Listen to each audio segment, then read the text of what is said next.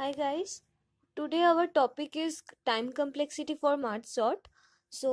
Merge sort में क्या होता है, एक एरे रहता है जिसको हम टू पार्ट्स में डिवाइड करते हैं, left array and right array.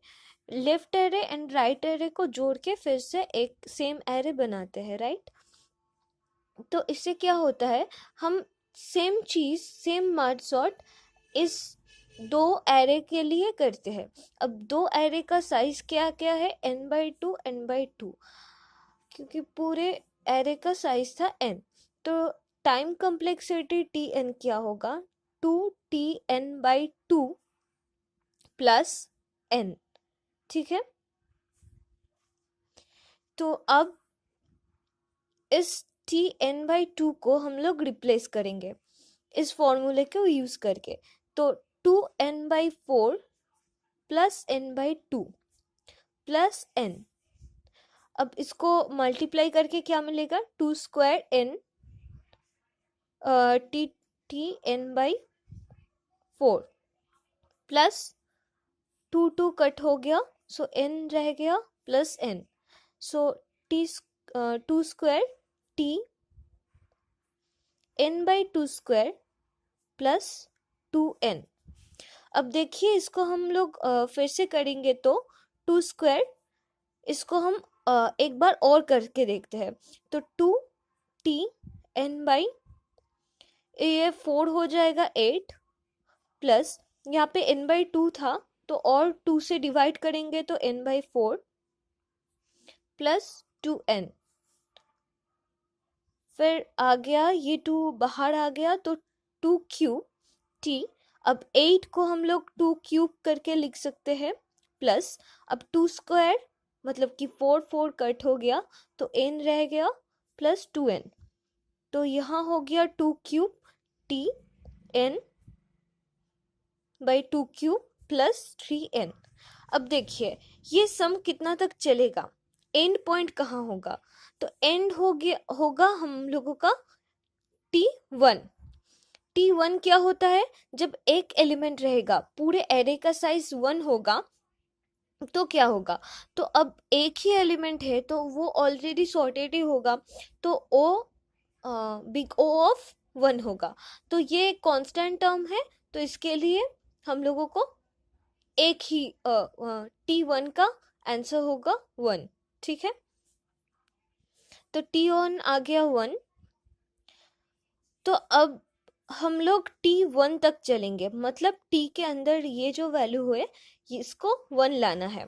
अब इसको अगर हम लोगों को 1 लाना है तो n/2 क्यूब हम लोगों को 1 लाना है, ये हम लोग को लाना है।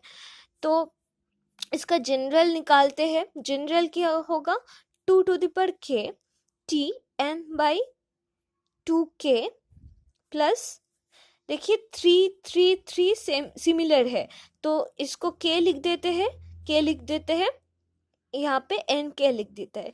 क्यों k क्यों लिखे, क्योंकि ये हम लोग के इक्वेशन को जनरल बनाता है। तो ये जो n/2k है इसको हम लोगों को 1 बनाना है, तो n is equal to 2k हो गया। तो k का वैल्यू क्या होगा, यहाँ पे हम लोग log n/2 लेते हैं, तो k आ गया log 2/2, इसका वैल्यू तो 1 आता है तो ये आ गया k। तो k का वैल्यू हम लोगों का आ गया log n/2, राइट। तो हम लोग अगर इसको रिप्लेस करते रहे k को, तो 2 k का वैल्यू है log n/2 t n/2 to the power k हम लोग लिए है 1, तो 1 प्लस n, k का वैल्यू है log n/2, तो ये आ गया हम लोगों का n/2। अब इसका वैल्यू तो 1 होता है, प्लस n log n/2। ठीक है, तो अब इसको अगर हम लॉगरिथम फॉर्मूला लेते हैं तो 2 to the power log n/2, अब बेस यहाँ पे 2 है तो ओनली आ जाएगा n इंटू 1 n ही होता है, प्लस n log n/2।